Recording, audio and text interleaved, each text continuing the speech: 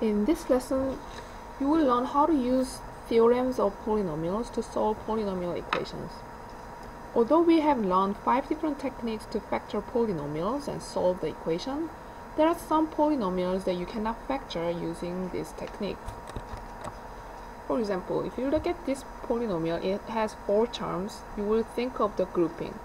However, if you look at the first 2 terms and take out the GCF, which is x squared, and if you look at third and the fourth one, you will find that there is no GCF. So you will not be able to factor this using the grouping. So for those polynomials that you can directly factor with using those 5 techniques, you need to use 2 different tools, which are rational theorem and synthetic division. According to the rational theorem, possible rational zeros of a polynomial is always in this form: the factors of constant term and the factors of a leading coefficient. For example, if we are to find possible rational zeros of this equation, we look at its constant term and the leading coefficient. Now think of all factors of the constant term, which is 6. They are plus and minus 1, 2, 3, and 6. Now think of all the possible factors of the leading coefficient, which is 2. Factors of 2 are plus and minus 1 and 2. Now, any combination of these 2 numbers in the fraction will give us possible zeros. If we start from the denominator 1, we know plus and minus 1 over plus and minus 1 gives us plus and minus 1. Now we move on to different numerator, which is 2. If you look at 2 over 1, it will give you plus and minus 2. If you look at 3 over 1, we can get 3 plus minus 3. If you look at 6 over 1, we can get plus and minus 6. Now, if we consider the denominator of 2, plus and minus 1 over 2 would be just plus and minus 1 over 2. And if we look at 2 over 2, it will give us plus and minus 1, which is already listed here, so we are not going to add 1 to our list. If you look at 3 over 2 would just give us plus and minus 3 over 2. If we move on to 6, plus and minus 6 over plus and minus 2 will give you 3, which is already listed here, so we are not going to add another 3 here. So these are the possible zeros of the polynomials. So this list would be the answer for this problem, because the problem is only asking you to find the possible rational zeros. Notice that these numbers are only possible zeros, but not the actual zeros. That is, they are the good candidates for the zeros. Also, notice that these are only rational zeros. So if a polynomial has an irrational zero, such as square root of 2, this list wouldn't cover that zero, because this is not a rational number. Let's go over another example. If we are to find the possible rational roots of this polynomial, we'll think of constant term and the leading coefficient. The factors of constant term, which is negative 5, over factors of 1, which is plus and minus 1, would give us combination of 1 over 1, which is 1, 2 over 1, which is 2, 5 over 1, which is 5. This case is more simple because we have only one denominator. Now, we'll see how we can actually use the rational zero theorem. Our goal is to solve the equation, that is, to find actual zeros, not just the possible ones. But rational zero theorem will help us to do that.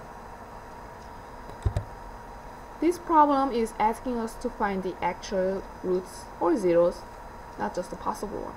The first step would be to find possible zeros first. Rational zero theorem helps us to narrow down the list of potential zeros, so it helps us to find zeros a little more quickly. According to our zero theorem, we list the factors of the constant term and the factors of leading coefficient. We'll list all the combinations of numerator and the denominators, and we get the list of the possible zeros.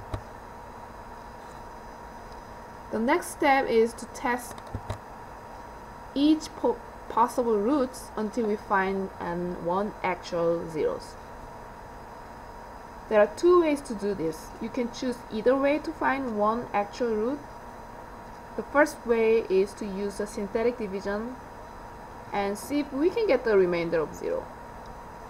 So start with the simplest number first on our list. So the simplest number would be positive 1. So we'll do the synthetic division with positive 1 with all these coefficients. If we do that, we're going to get the remainder of negative 2. Because the remainder turns out to be not equal to 0, so we can say 1 is not an actual 0. So this time we'll try with negative 1 because that's the next simplest number. If we try to do the synthetic division, we're going to get the remainder of negative 48, which is not equal to 0. So again, negative 1 is not the real 0 either. Now we're going to move on to number 2, because 2 is relatively a simple number. So if we do the synthetic division, this time actually we're going to get the remainder of 0. So now we can conclude that 2 is actually 1, 0. Okay, the second way is to plug in for x and see if the result equals to 0. So from the previous method, we already know that 2 is an actual 0, but we're going to pretend that we don't know it, and we're just going to try all these numbers. So first we're going to put number positive 1 because that's the simplest number. We're going to just plug in into x. 15 times 1 cubed minus 32 times 1 squared plus 3 times 1 plus 2 would actually equal to negative 14, which is not equal to 0, so we can conclude that 1 is not the actual 0. We can try with negative 1. Again, plug in negative 1 into that equation. We'll get 14, which tells you that negative 1 is not the actual 0 either. Now we're going to try plugging in 2. We know this is going to result in 0, otherwise there's some problem. So if we plug in 2, we're going to get this complicated number end up becoming 0. So we know that 2 is an actual 0. So in the actual case, you don't really have to do two ways, you can just choose one of them. The third step is to write the remaining polynomial and factor it. To do this, you need to do the synthetic division. So in the previous case, if we chose to do the plugging in method, you have to do the synthetic division again with number 2.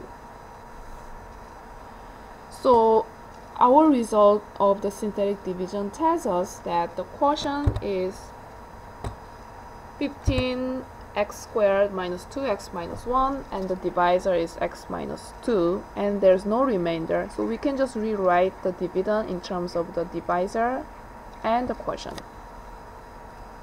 Now this is very similar to our factored form.